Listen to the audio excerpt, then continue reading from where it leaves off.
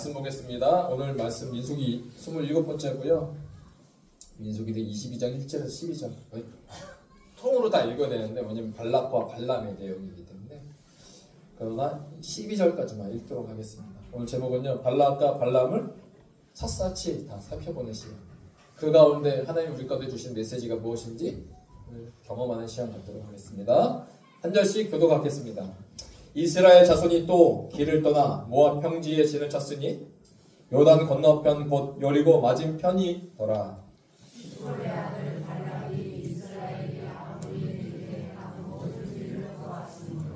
모압이 심히 두려워하였으니 이스라엘 백성이 많음으로 말미암아 모압이 이스라엘 자손 때문에 번민하더라.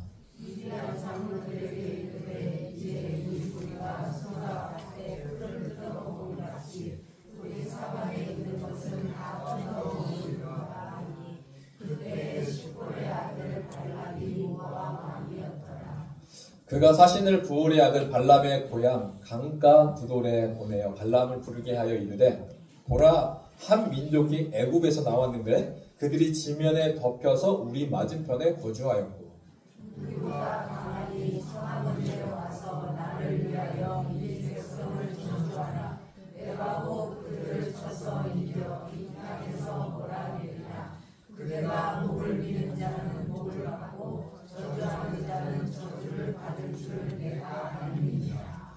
모압 장로들과 미디안 장로들이 손에 복채를 가지고 떠나 발람에게 이르러 발락의 말을 그에게 전하매, 발람이 그들에게 이르되 이 밤에 여기서 유숙하라. 여호와께서 내게 이르시는 대로 너희에게 대답하리라. 모압 귀족들이 발람에게서 유숙하리라.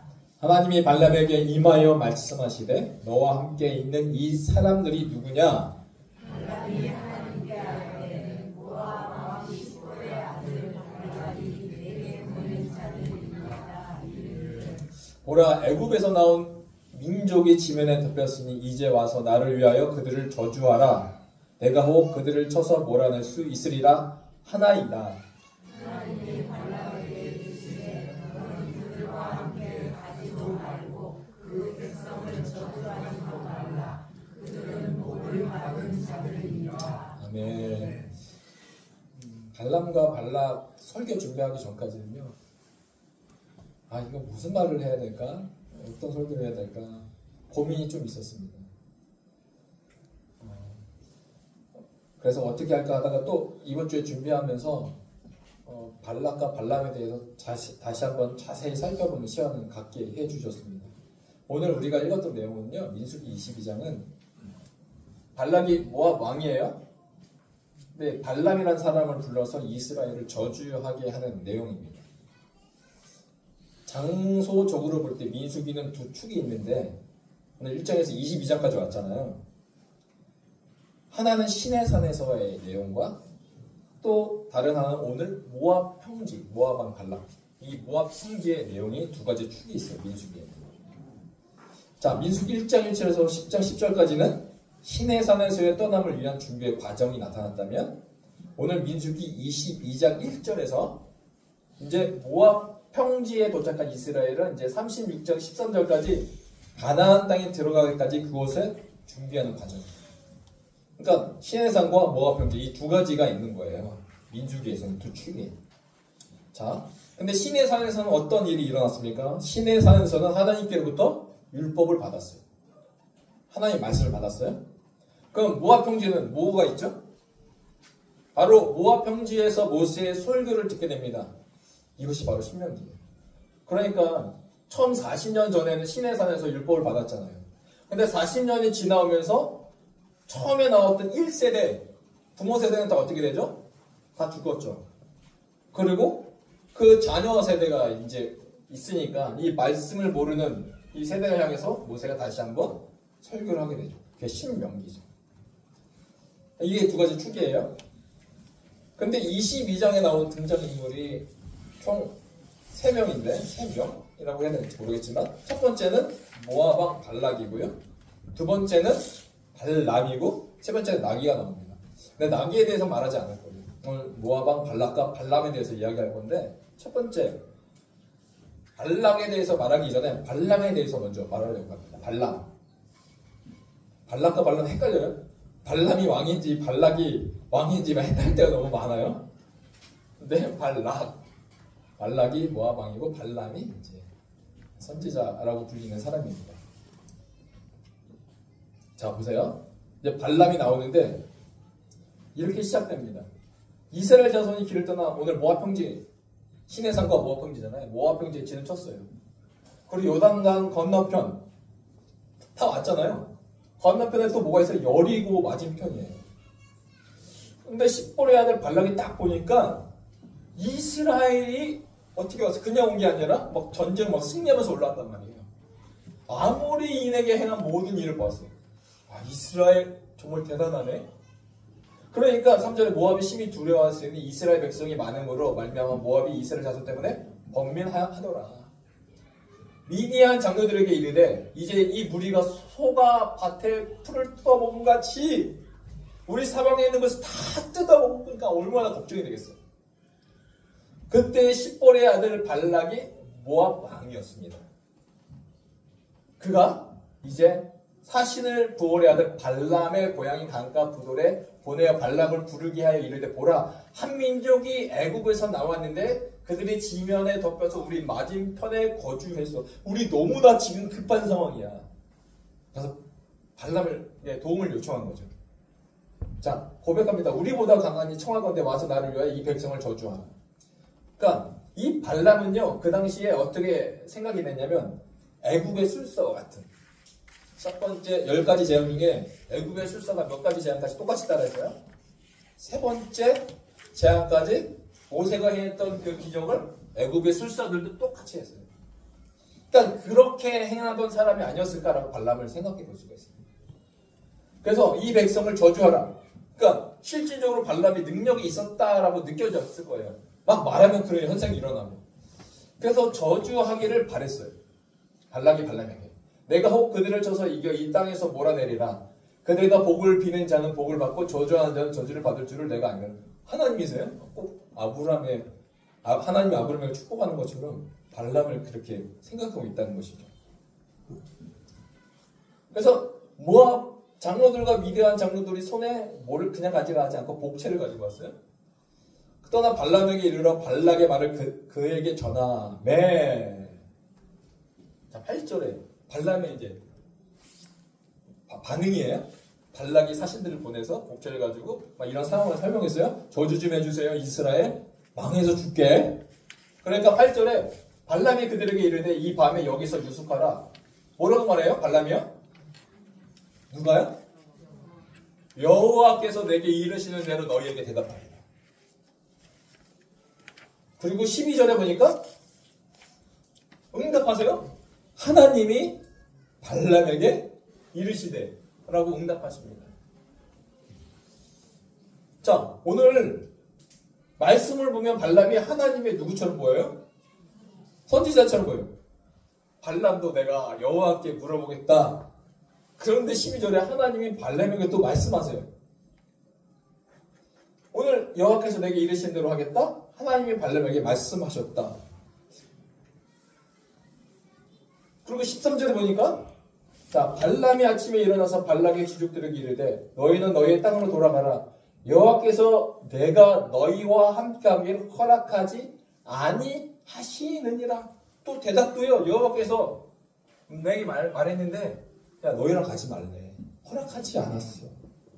라고 말하기까지 했습니다. 좀 물어볼게요. 발람이 어떤 사람이에요? 하나님의 선지자입니까? 아닙니까?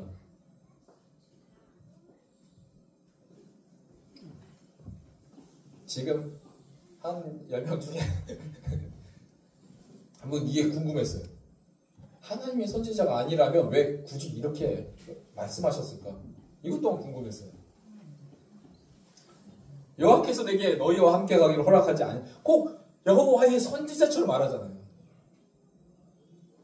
그러니까 반대하니까 자 15절에 발락이 다시 반대하니까 거절하니까 더 크게 베팅해야겠다는 생각을 했나봐요. 발락이. 우리가 가져갔던 복채가 좀 적었나? 좀 더 주면 올까? 해서 발락이요. 다시 그들보다 더 높은 교관들 더 많이 보냈어요. 그리고 약속합니다. 내가 그대를 높여 크게 존귀하게 하고 무엇이든지 시행하겠다 말만 하세요. 다 들어줄게요. 라고 말합니다. 다만 뭐만 해주세요? 나를 위하여 이 백성을 저주해 주세요. 요것만 말합니다. 그러니까 자 18절에 발람이 발락의 신하들에게 대답하여 이르되 발락이 그 집에 가득한 은금을 내게 줄지라도 내가 능히 여호와 내 하나님의 말씀을 어겨 덜하거나 더하지 못하게 들어. 진짜 여호와의 선지자처럼 말하잖아요. 근데 19절에 보세요. 그런즉 이제 너희도 어디에 거하라? 이 밤에 여기서 만약에 하나님이 거절했다면 나에게 오지도 마세요. 하나님이 거절했어. 에이 가세요. 라고 해야 되는데 그의 태도를 봐야 된다. 못하겠습니다. 라고 말했는데 일단 여기 거하세요. 그러면서 뭐예요? 여호와께서 내게 무슨 말씀을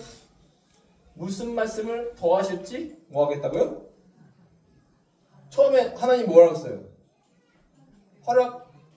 분명히 하나님이 사인 줬죠. 하지 마. 라고 분명히 사인 줬어요. 그러면 우리는 뭐 해야 돼요? 순종해야죠. 그런데 지금 뭐 하겠어요? 여호와께서 내게 무슨 말씀을 더하시는지 알아보겠습니다. 라는 것을 통해서 뭐 하고 있어요 지금? 이 사람은요? 뭐 하고 있어요? 타협하고 있어요. 하나님이 하지 말라고 했는데 왜 또 가서 하나님 갈까요 말까요? 이것도 물어보고 있다는 거예요. 이걸 통해서 진정한 선지자가 아니라는 것을 우리는 차츰차츰 이의 태도를 보고 알 수가 있다는 겁니다. 그런데 하나님이 20절에 밤에 하나님 발람에게 임하여 이르시되 그 사람들이 너를 부르러 왔거든? 뭐 하라고요? 일어나 함께. 이해가 또 못해요. 아니 함께 하지 말라고 했는데 아니 근데 함께 가라고 했잖아요. 그러면 하나님의 선지자가 되는 거 아니에요? 우리가 이렇게 생각할 수 있다는 거죠. 제가 신명기를 준비하면서 책을 한 4번인가 5번인가 샀거든요. 이거 참고하고 설교 준비하려고. 근데 다니엘 기도회를 하면서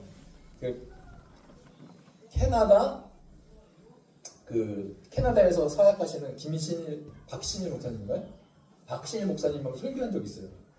너무 설교가 좋아서 그분 무슨 책 있는가 바로 궁금해지더라고요. 목회자의 특성입니다. 근데 쫙 설교책이 있는데 민수기가 있더라고요. 그래서 바로 구입했어요. 그 책을 딱 보고 있는데 이거 하나 제가 인용했는데 일어나 함께 가라. 하나님이 허락하신 거 아니냐고 라고 했을 때 하나님이 이번엔 발람에게 가라고 하시는데 그러면 하나님이 허락하셨으니까 발람은 거짓 선지자가 아니라는 말인가? 라고 했을 때 그 박신일 목사님 책에서 나왔던 내용이 이런 내용이었어요. 그분이 필무어라는 사람을 인용했는데 필무어는 이렇게 설명했다. 일어나 함께 가라는 뜻은 어떤 뜻일까? 라고 할 때 하나님이 함께 가라고 하신 것은 호의가 아니라 not a generous will. 호의가 아니라 내버려 두시는 거죠. But a permissive will. 그러니까 하나님의 호의가 아니라 그냥 가. 그러니까 예를 들어서 우리 한국어 그러잖아요. 알았어. 라고 할 때 이게 진짜 가라는 뜻이 가지 말라는 뜻이에요. 되게 이거 가라고 말을 했지만 내 마음은 가지 말라는 그런 의미가 있잖아요. 하나님 분명히 발람에게 가지 말라고 하셨지만 내가 또 물어보겠습니다 라고 말하는 그 발람에게 뭐 하는 거예요? 호의가 아니라 그냥 내버려 두시는 것이다 라는 이렇게 해석을 하셨더라고요.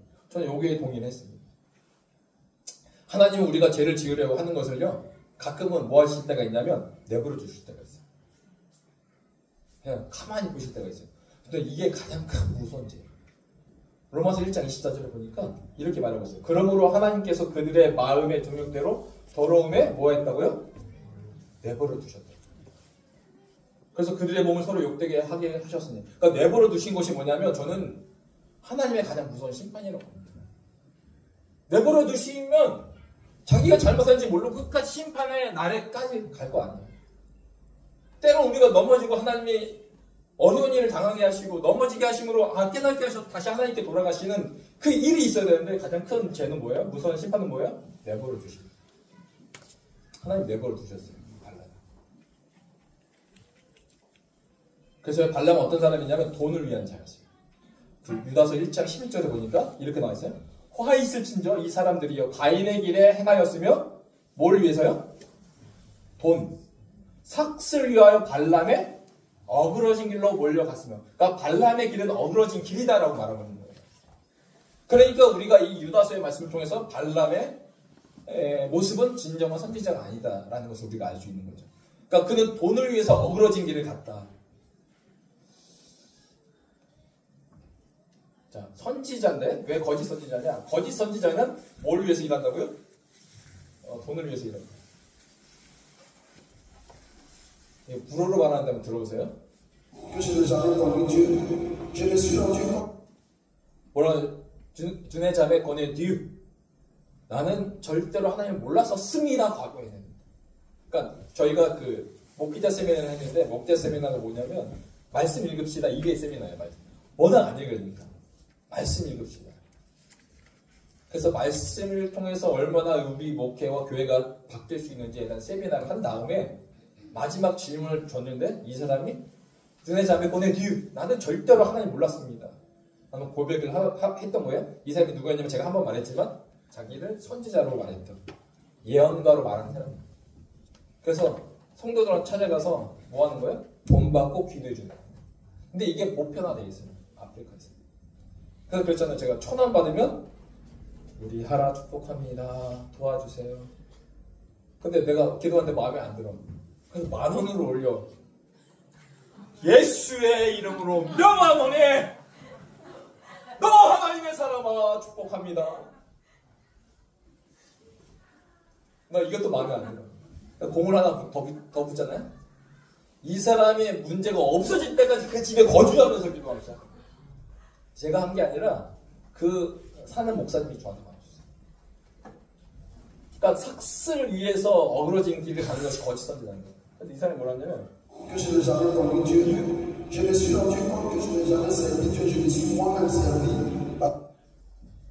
나는 하나님을 섬기지 않았습니다. 모하med 세르비 내 자신을 섬겼습니다.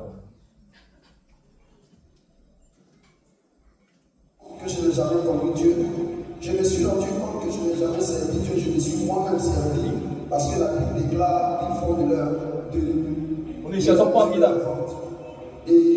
Je demande pardon à Dieu, demande toutes les icônes de la foi qui sont là. Et je demande pardon, Seigneur, de me pardonner, de me mettre sur le droit chemin. 그러면서 이 사람이 뭐라고 고백하냐면 이제 말씀을 듣고 말씀을 비춰 나를 보니까 나는 사건 목자라는 것을 알았어요. 근데 되게 중요한 게 뭐냐면 이 사람은 자기가 그런 사람이라는 걸 공개 앞에서 선포하고 있습니다. 정직한 거죠. 그래서 오늘 시간부터 이 자리에서 알라 주 데클라 난 선포합니다. 뭘 선포하느냐? 나 하나님 앞에 죄인입니다. 주 드망 그리고 난 용서를 구합니다. 주 드망 빠르도 아디유 나 하나님에게 오늘 용서를 구합니다. 근데 보니까 이와 같은 사람들이 그 자리에 70%가 이상이 다 나 이와 같은 사람이었습니다. 자, 거짓 선지자는 돈을 위해서 어그러진 길로 가는 사람. 거짓 선지자다. 근데 그 어그러진 길에 멈추지 않으면 하나님 뭐 하실까요? 심판하신다는 거예요. 예레미야 14장 10절 여호와께서 이 백성에 대하여 이와 같이 말씀하시되 그들이 어그러진 길, 이 어그러진 길 말하고 있잖아요. 이 어그러진 길을 살아가면 그 죄를 벌하신다는 거예요. 오늘 그의 결과, 그의 발람의 결과를 보면 그가 어그러진 길로 가서 벌을 받는지 안 받는지를 보면 알 수가 있다는 것이죠. 그리고 세 번째, 이런 사람은요, 점쟁이 선지자는 본다 하나 사실 보지 못하는 점쟁이잖아요. 복채를 가지고 했기 때문에. 그래서 마태복음 15절 14절 그냥 두라. 가장 무서운 거라고 했죠? 내버려 두는 것이요. 그들은 맹인이래요. 맹인을 인도하는 자로다. 만일 맹인이 맹인을 인도하면 둘 다 구덩이에 빠지리라 하십니다. 그러니까 이런 거짓 선지자들의 말을 듣고 움직이면 둘 다 구덩이에 빠진다는 거예요. 제가 그 2017년도였을 때 사진인데요. 제가 그 부르키나파소에서 사역을 했을 때 고등학생이 저희 고등학생이 저한테 찾아오는 거예요. 아 목사님, 저희 고등학교에 우리 학생들이 있는데 한번 와서 설교 좀 해주세요. 그들에게 말씀 좀 전해주세요. 그래? 알았어. 그러면 내가 복음을 전할 수 있는 기회니까. 그래서 시간이 금요일이었던 것 같아요. 금요일 오후에. 점심시간쯤 됐어요. 딱 갔어요. 근데 학생들이 모여있어요. 그래서 막 붙이면서 막 찬양하다가 저에게 요구했던 그 고등학생인데 딱 학생들 앞에 이제 저를 소개하는 시간이 있어요. 딱 뭐라고 말하냐면 너무 충격이었는데 내가 어저께 꿈을 꿨는데 하나님 내게 말씀하셨어. 딱 그런 거. 나에게 말씀 안 하셨는데 왜 제게 말씀하시지? 근데요, 이 한 장을 통해서 뭘 봤냐면 이게 너무나도 많은 사람이 이렇게 하고 있겠구나. 근데 내가 너 성경 읽어봤냐? 그러니까 성경 한 번도 일독해본 적이 없대. 근데 성경을 일독해본 적이 없는데 하나님 막 눈만 감으면 막 말씀하시는데. 근데 사람들 눈 뜨고 이렇게 쳐다봐. 하나님 말씀하신대. 이렇게 보지 못한 자가 본다라고 거짓말하는 이 시대 가운데 살아가고 있다는 거예요. 그래서 여호수아는 발람을 뭐라 부르는지 아세요? 여호수아 뭐라 부르는지 알아요? 이 발람은요? 오늘 파이차 복이잖아요. 뭐라 불렀냐면 점쟁이라고 불렀어요. 점쟁이라고. 아셨어요? 여호수아가? 자, 여호와의 이름을 빙자하였지만 그는 점쟁이였다는 거예요. 여호수아 13장 22절에 보니까 이스라엘 자손이 그들을 살육하는 중에 부올의 아들 누가요? 점술과 발람도 칼날에 죽였더라. 어그러진 길로 가면 그 마지막은 하나님 심판이라고 했죠. 오늘 어떻게 되겠어요? 점술과 발람도 칼날에 죽임을 당했습니다. 오늘 여호수아는 이 발람을 점술파라고 말하고 있습니다. 그리고 발람은 복지를 받고 예언하는 사람이었어요. 오늘 모압 장로들과 미디안 장로들 손에 물을 가지고 가세요? 복채를 가지고. 저에게 올 때 기도해 주세요 하고 감사하면 절대 주지 마세요. 안 받는 게 낫습니다. 예물 때문에 사역하는 것은 강도의 소굴을 만드는 것입니다. 그래서 내 집은 기도하는 집이라 일컬음을 받으리라 하였거늘 너희가 강도의 소굴을 만들어. 내가 하나님의 음성을 들었어.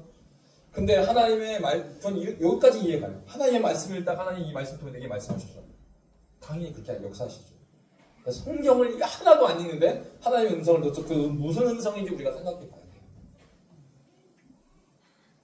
그러면 여호수아는 발람을 점쟁이라 불렀다면 오늘 베드로는 발람을 뭐라고 불렀을까요? 뭐라고 불렀을까요? 난 이거에 너무 충격이었어요. 너무 심한 말을 뭐라고 말했냐면 미친놈이라고 했어요. 미친놈. 자, 베드로서 2장 16절. 자기의 불법으로 말미암아 책망을 받되 말하지 못하는 나귀가 사람의 소리를 말하여 이 선지자의 미친 행동을 저지하여야 됩니다. 미친 행동을 한 사람이 뭐예요? 미친놈이죠. 이 나귀가 이 선지자의 미친 행동을 저지했다. 그러면 발람은 뭐예요? 미친놈이었다. 말씀에서 벗어나는 행동을 하고 돈을 섬기는 목기자는 뭘까요? 내 식으로 말하기 너무 힘드네. 미친놈. 미친 선지자예요? 거짓 선지자이고요. 나 너무 고백할 게 있는데요. 제가 선교지에 있을 때 저희 한 선교사님이 오셨는데 우리나라 제일 큰 교단의 목회자 출신이었어요. 근데 그 친구들이 강남에서 가장 큰 교회 부목사였던 거예요. 성도가 되게 많잖아요. 강남 살잖아요. 그런데 대신방 기간에 그 부목사들이 한 20명, 30명 될 거 아니에요. 그러면 각자 구역에 맞춰서 신방을 해요. 한 달 동안. 그럼 한 달 동안 신방을 끝나고 나면 차를 바꾼다고. 그 정도로. 우리도 모르게 그 받는 것, 그것이 우리를 뭘로 만드는 거예요? 미친놈. 저는 그렇게 받아본 적이 없어요. 너무 감사해요. 이게 뭐냐면 제가 이번 주에 일기 쓰거든요. 예수동의 일기. 그래서 제가 글을 써서 제 블로그에 올리는데 제목은 뭐예요? 돈이 없어서 감사합니다. 한 번은 월요일인가? 하이가 이제 추워지니까 겨울 잠바를 다 꺼냈어요. 작년에 입었던 거. 3개 정도 되더라고요. 패딩. 근데 패딩이 다 이렇게 되는 거예요. 짧아져가지고. 그걸 보는 순간 제가 아이고 주야 이렇게 나도 모르게 목회자지만 아이고 주야 막 이게 나왔어요. 왜냐면 저 패딩이 비싸니까 저 새로 사줘야 되구나. 아이고 주야 하고 중고 사이트를 보니까 안 나와 있어. 중고 사이트도 안 팔아. 그래서 주일날 가자. 그러니까 하이는 화요일에 있는데 화요일날 아빠 저녁 먹고 바로 사러 가자는 거예요. 근데 안 돼. 다니엘 기도회 때문에 시간이 없어. 우리 주일날 가자 하고 약속을 미루고 이제 화요일이 됐는데 화요일날 오전에 밥을 먹다가 저희 아내한테 여보 우리 둘이 빨리 가서 사고 오자고. 너무 시간이 없을 것 같다고. 하이가 싫어할지 모르지만 우리 둘이 사자고 하고 이제 저희 이제 가산에 간 거죠. 가서 막 둘러보다가 이 옷을 봤는데 이 옷이 하이에 맞는 사이즈가 다 나간 거예요. 작은 것밖에 없는 거예요. 너무 안타까워서 왜냐면 가격이 쌌거든요. 가격이 너무 싸가지고 너무 안타까워서 막 하다가 갔어요.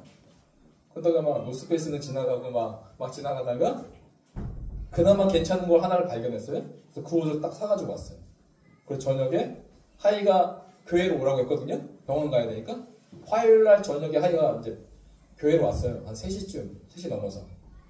그래서 제가 하이한테 오는 길에 그 잠바를 보여주기도 전에 이 잠바가 얼마나 따뜻하냐면 내가 입어봤는데 이 손을 꽉 잡고 얼마나 따뜻했는지 너무 멋지고 막 모자도 달려있고 막 설명 먼저 한 다음에 딱 보여줬어요. 하이가 딱 입더니 고마워하고 가더라고요.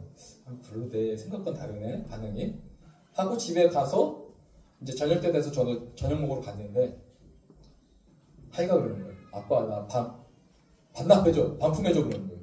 왜? 왜 반품해? 왜냐면 가격이 싹 좋아하거든요. 반품해줘 그러는 거예요. 왜냐면 아빠가 내 면접 앞에서 그렇게 좋다고 말하는데 그게 앞에서 어떻게 싫다고 말해. 그냥 알겠어 잘 입을게 그렇게 말한 거였어요. 반품해줘. 그때 막 낙심이 되더라고요. 저를 위해서 막 발품을 팔아서 샀는데 반품을 해달라니. 밥 먹다가 밥을 좀 일찍 먹었어요. 단열 기도회 하기 1시간 반 전이었어요. 1시간 반 전이었어요. 그럼 아내한테 하이한테 야 지금 반품하고 다시 사러 가자. 모르겠다. 그리고 하이 설득해서 아내랑 셋이서 이제 화요일 저녁에 반품하러 갔어요. 그리고 옷을 샀던 걸 반품하고 뭘 살래 하니까 얘가 노스페이스로 가더라고요. 가격을 딱 보니까 아내랑 저는 먼 데를 보면서 딴 데를 가기 시작했어요. 막 보이지 않을 때 막 가니까 얘가 따라오더라고요. 그리고 오전에 봤던 이 가게를 다시 한번 갔어요. 이게 MBA 가게인데 딱 갔는데 사장이 야 하이야 아침에 봤던 가게가 하나 있는데 한번 거기에 마지막으로 가보자 해서 갔어요. 그래서 다시 이 가게를 갔는데 그 사장이 딱 보더니만 저희한테 뭐 달려오는 거예요. 그러더니만 다시 오실 줄 알았다고 딱 그러는 거예요.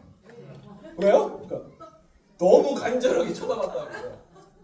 그런 분은 반드시 다시 온다고.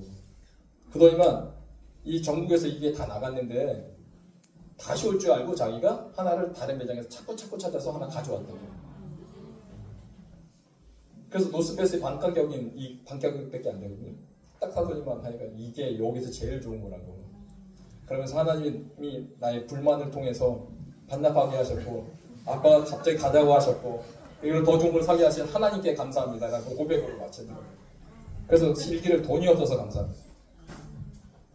돈이 있어서 감사하는 삶보다 돈이 없어서 감사하는 삶이 더 많아집니다. 사실은. 왜? 하나님 볼 수밖에 없어요. 참 선지자이신 예수님께서는요 어떤 분이셨어요? 미친놈이라는 소리 자신은 철저하게 대소문을 주신 거예요. 오히려 자신을 주셔서 미친놈이라 들었지 사람들 거 막 뺏어가지고 얻어서 미친놈이라는 소리 듣지 않았어요. 사람들은 예수님을 뭐라고 했어요? 우리가 이르되 갈릴리 나사렛에서 나온 선지자 예수라.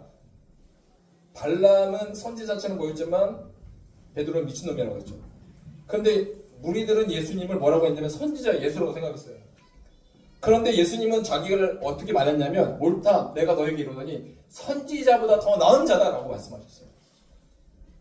나는 너희들이 선지자라고 하는데 나는 사실 선지자보다 더 나은 자야. 그러면 선지자보다 더 나은 자의 삶이란 어떤 삶이에요? 그가 이렇게 말씀하셨어요. 인자가 온 것은 섬김을 받으려 함이 아니라 우리요 섬기려 하는 것이고 그 섬김의 결정은 뭐냐면 자기 목숨을 많은 사람의 대속물로 주려 한다. 이게 참 선지자다. 나의 목숨도 아까워하지 아니하고 줄 수 있는 자. 이 말씀 보는데 하나님 내가 죽어야 합니까? 라는 생각이 들더라고요. 이게 참 선지자다. 진정한 예수님의 제자들 그래서 어떻게 살았어요? 진정한 선지자이신 예수님을 따르는 그 제자들은요. 스데반 불에 맞아 죽었죠. 요한 밥 먹은 다음에 유배됐어요. 마태 칼에 찔려 죽였어요. 마가 두 다리를 말에 찢겨서 죽였어요. 누가 목매달려 죽임을 당했어요. 베드로, 빌립, 시몬 십자가에서 못 박혀 죽었어요. 바돌롬의 산채로 껍질을 벗겨서 죽임을 당했습니다. 도마 5마리의 말에 묶여서 찢겨서 죽였습니다. 야고보 헤롯의 목베임을 당했습니다. 작은 야고보 톱에 잘려서 죽었습니다. 예수님의 동생 야고보도 돌에 맞아 죽었습니다. 이처럼 수없은 많은 사람들이 돈을 위해서 살다가 간 것이 아니라 오히려 자신의 목숨을 내어 드린 자들이었다라는 것입니다. 지금 발람은 존재하고 있습니까? 그러면 오늘날 요한일서 4장 1절에 이렇게 말합니다. 사랑하는 자들아 영을 다 믿지 말고 오직 영들이 하나님께 속하였나 분별하라. 여러분 분별할 수 있으시겠습니까? 내 안에 말씀이 없으면 분별할 수가 없죠.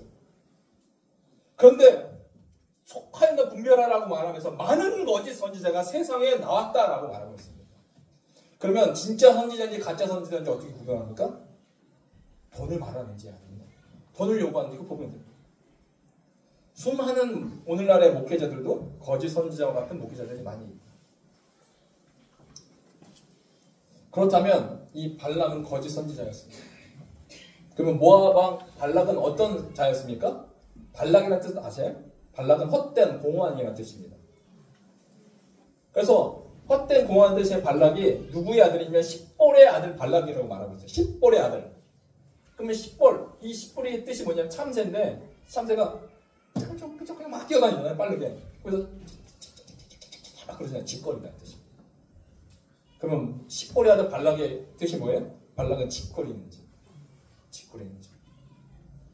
이런 발락이 이스라엘을 공격하는 것은 오늘 이 발락과 발람의 모습을 통하여 우리의 이제 다가올 세대를 우리가 예견해야 되는데 이 발락이 이스라엘을 공격하는 것을 통해서 우리가 뭘 알아야 되나? 이의 모습은 어떤 자의 모습이에요? 마치 말세의 적그리스도가 공격하는 자와 같은 모습이다라는 거예요. 그래서 하나님의 백성을 미혹하게 하며 대적과 자의 모습을 드러내고 있다라는 거예요. 그러면 발락과 발람의 모습에서 오늘 이스라엘 관점으로 전환해 보자는 거죠. 관점을 한번 바꿔보자는 거예요. 우리는 지금까지 발락의 관점에 이 사건을 살펴봤어요. 이제 이스라엘 입장에 생각해 보면 지금 모압 왕 발락은 심히 두려워하고 있어요. 그렇죠? 모압이 심히 두려워했다. 그리고 이스라엘 백성이 많음으로 말미암아 모압이 이스라엘 자손 때문에 뭐 했어요? 번민했어요. 지금 모압의 상태는 되게 불안정한 상태예요. 그런데 오늘 그 발락을 통해서 앞으로 적그리스도의 모습이 이와 같을 거라는 것을 우리가 생각해야 될 뿐만 아니라 이 발락을 통해서 이전에 어떤 자와 같은 모습일까라도 생각할 수 있어야 되는데 이 모압 왕 발락은 마치 누구와 같은 모습이냐면 애굽 왕 바로와 같은 모습. 이게 또 보이더라고요. 애굽 왕이 이스라엘을 두려워했죠. 왜요? 이스라엘 백성이 힘이 많아집니다. 애는 숭풍숭풍 막 애를 낳고 막 번성하고 막 많아지니까 애굽 왕 바로가 두려워했어요. 마치 애굽이 두려워했던 것처럼 오늘 모압 왕 발락도 심히 두려워하고 번민하고 있습니다. 그런데 이스라엘은 이런 발락의 심리, 두려워하고 번민한 상태를 알았어요? 몰랐어요? 이스라엘이 알았어요? 발락이 이렇게 무서워하고 있다는 사실을 알았어요? 알았을까요? 몰랐을까요? 당연히 몰랐죠. 어떻게 알아요? 만약 이스라엘의 모압 왕 발락이 두려움에 빠져있다는 것을 알았다면 이스라엘은 모압을 두려워할 필요가 없죠. 나를 무서워하는데 내가 왜 두려워해요? 근데 이스라엘은 꿈에도 생각이 못했어요. 저 모압 왕 발락이 우리를 지금 두려워하고 번민하고 있다는 사실조차도. 그래서 발락을 막 구하고 찾고 막 이런 사실도 몰랐습니다. 전혀 두려워할 필요가 없어요. 마찬가지입니다. 사단 마귀는 우리를 뭐하고 있어요? 넘어뜨리려고 하고 있죠. 공격하려고 하고 있죠. 발락이 지금 발락을 꼬드겨서 저주케 하려고 하고 있죠. 사단도 우리를 뭐하고 있을까요? 이와 마찬가지의 행동을 하고 있을 거예요. 그러면 사단이 우리가 사단을 두려워하는 것이 아니라 지금 사단이 뭐하고 있다? 우리를 두려워하고 있다는 겁니다. 모압 왕 발락처럼. 우리는 그런데 사단을 왜 두려워할까요? 두려워할 필요가 없다는 거예요. 우리가 사단을 두려워할 것이 아니라 사단이 우리를 두려워하는 존재를 여긴다는 거죠. 왜냐? 우리 안에 예수 그리스도가 되시기 때문에 여러분 이 사실을 우리가 믿어야 합니다. 이 사실이 내 안에 예수 그리스도의 사단이 나를 두려운 존재다? 사단이 그때부터 쉬운 거죠. 우리의 존재, 정체성이 무엇인지. 왜냐? 진정한 참 선지자이신 예수 그리스도께서 우리를 위한 어린 양이 되어 주셨고 십자가에서 죽으시고 뭐 하셨어요? 사단의 권세를 무너뜨리시고 부활하신 이 예수가 우리 안에 있는데 그러면 이 사단이 우리를 두려워하겠죠. 왜 우리가 사단을 두려워합니까? 그래서 요한일서 5장 4절에 보니까 물은 하나님께로부터 난 자마다 뭐하고요? 세상을 이긴다는 거예요. 근데 이 세상을 이기는 승리는 이것이니 우리의 뭐라고요? 믿음. 이기기 위해서는 우리는 예수 그리스도께서 죽으시고 부활하신 이 사실을 믿는 자들은 패배에서 절망감에 있는 것이 아니라 승리의 삶 가운데 살아가야 된다는 겁니다. 비록 이스라엘이요, 그들이 전혀 알지 못하는 그 때와 그 장소에서 발락이 발람을 통해서 이스라엘을 지금 저주하고 공격하려고 했습니다. 발락은 발람이 있지만 여러분 믿으십시오. 우리에게는 이스라엘은 하나님이 함께 계셨던 것처럼 우리에게 누가 함께 하신다? 하나님이 함께 하신다.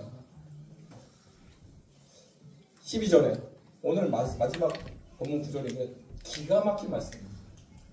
하나님이 발람에게 이르시되 너는 그들과 함께 가지도 말고 그 백성을 저주하지도 말라 라고 하면서 하나님이 이스라엘 백성에게 선언하시는 이 말씀이 뭐예요? 그들은 복을 받은 자들이니라. 아멘이신가요? 여러분, 우리의 정체성이 뭐예요? 복을 받을 예정이 아니라는 겁니다. 복을 받은 자들이다라고 선언하고 있어요. 마찬가지로 사단이 우리를 알지 못하는 이스라엘처럼 그 때와 그 장소에 우리를 저주하고 공격하려고 하지만 하나님은 우리를 향해서 선포하신다. 이 사실을 기억하시길 바랍니다. 뭐라고요? 그리스도 안에 있는 너희는 결코 정죄함이 없다. 왜냐? 너희는 복을 받은 자들이다. 이 사실. 누가 선포하셨어요? 개인 이 목사 유종찬이 선포했습니까? 아니요. 이 세상을 말씀으로 창조하신 그 하나님이 선언하셨습니다. 너희는 복을 받은 자들이다. 여러분, 오늘 이 사실 기억하십시오. 나는 어떤 존재인가? 나의 어떤 어려움과 힘듦과 문제 앞에 나는 어떤 존재인가? 변하지 않는 사실 한 가지는 나는 복된 자이다. 복을 받은 자이다. 창세기 12장 2절에 아브라함에게 하나님 말씀하셨어요. 11장까지 바벨탑, 그 인간의 그 하나님을 향한 그 모습들. 그래서 인간에게는 철저하게 어떠한 문제를 해결할 수 있는 여지도 없는 이 인간의 그 무지함. 그 가운데 12장에 하나님이 아브라함을 선택하셨습니다. 그리고 말씀하십니다. 내가 너로 큰 민족을 이루고 내게 복을 주어 내 이름을 창대하게 하리니 너는 뭐가 되라고요? 복이 될지라 선언하셨어요. 하나님이 한 사람 그 아브라함을 선택해서 아브라함을 통해서 큰 민족을 이루고 그래서 너는 복이 될지라 라고 선언하셨어요. 그런데 이 말씀이요.